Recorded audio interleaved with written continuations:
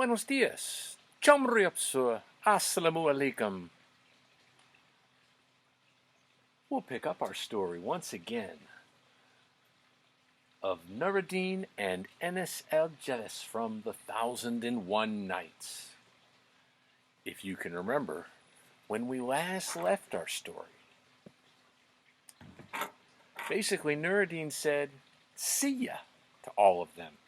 Not to explain more carefully, of course. He was given a note by the Caliphate to go back home and kind of regain his status there and, in fact, become the king and replace the king that's already there. But in a strange twist of fate, he's just left Enis-el-Jelis, the love of his life, his slave girl, with this Caliphate, whom he thinks is just a fisherman. And we'll begin there. The Caliphate then gave his letter to Nur-ed-Din, who immediately set off with only what little money he possessed. The beautiful Persian, Enis-el-Jelis, inconsolable at his departure, sank on a sofa, bathed in tears. When Nur-ed-Din had left the room, Sheikh Ibrahim, who had hitherto kept silence, said, "Karim, for 2 miserable fish thou hast received a purse and a slave. I tell thee I will take the slave, and as to the purse, if it contains silver thou mayest keep 1 piece. If gold, then I will take all, and give thee what copper pieces I have in my purse."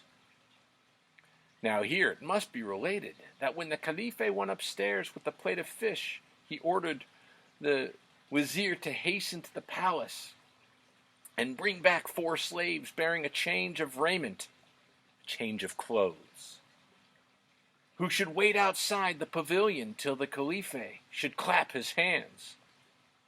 Still personating the fisherman, the Caliphate answered, "Sheikh Ibrahim, whatever is in the purse I will share equally with you, but as to the slave, I will keep her for myself.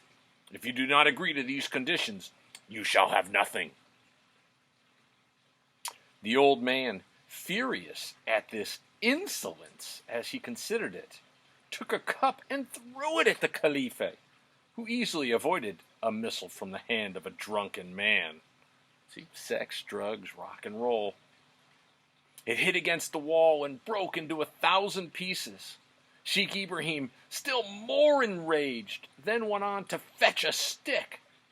The Caliphate at that moment clapped his hands, and the Wazir and the 4 slaves entering took off the fisherman's dress and put on him that which they had brought. The Sheikh Ibrahim returned after looking for a stick outside, and he had found a thick stick and brought it in his hand. But the Caliphate was seated on his throne, and nothing remained to the fisherman but his clothes in the middle of the room. Throwing himself on the ground at the Caliphate's feet, he said, "Commander of the faithful, your miserable slave has offended you and craves forgiveness." The Caliphate came down from his throne and said, "Rise, I forgive thee." This Caliphate is actually a pretty cool dude, all things considered. Then turning to the Persian, he said, "Fair lady, now you know who I am. Learn also that I have sent Nur-ed-Din to Basra to be king, and as soon as all necessary preparations are made, I will send you there to be queen. Meanwhile, I will give you an apartment in my palace, where you shall be treated with all honor." At this, Enis-el-Jelis took courage, and the Caliphate was as good as his word, recommending her to the care of his wife, Zobeida. Nur-ed-Din made all haste on his journey to Basra, and on his arrival there went straight to the palace of the king, of whom he demanded an audience. It was immediately granted, and holding the letter high above his head, he forced his way through the crowd. While the king read the letter, he changed color. He would instantly have executed the Caliphate's order, but first he showed the letter to Sawi. Remember Sawi, he's the bad guy, the evil Wazir that nobody likes, but still there, whose interests were equally at stake with his own.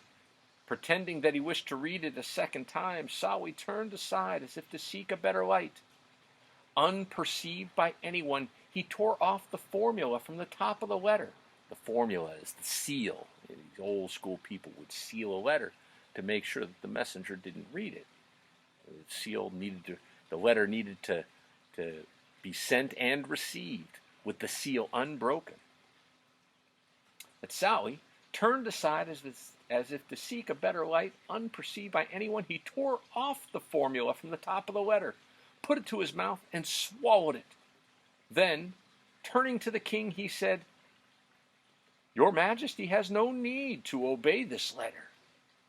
The writing is indeed that of the Caliph, but the formula is absent. Besides, he has not sent an express with the patent, without which the letter is useless. Leave all to me, and I will take the consequences." When the Sultan heard what the Wazir said, it pleased him, and the Wazir took him away and cried out to the pages, who threw down Nur-ed-Din and beat him until he became insensible. Beats the crap out of Nur-ed-Din. Well, a little karma here, because Nur-ed-Din beat the crap out of him earlier.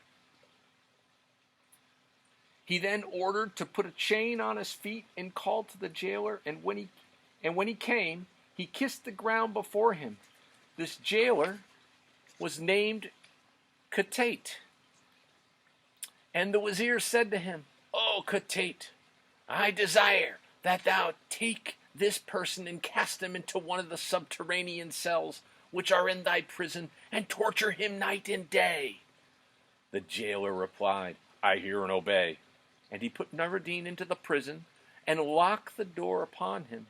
But after having done this, he gave orders to sweep a mastaba within the door, and furnished it with a prayer carpet and a pillow, and seated Nur-ed-Din upon it, and loosed his chain, and treated him with kindness. The Wazir every day sent to him, commanding him to beat him, and the jailer pretended that he tortured him, while, on the contrary, he treated him with benignity. Thus he continued to do for 40 days. And on the 41st day, you'll have to come back tomorrow to find out what happens on the 41st day.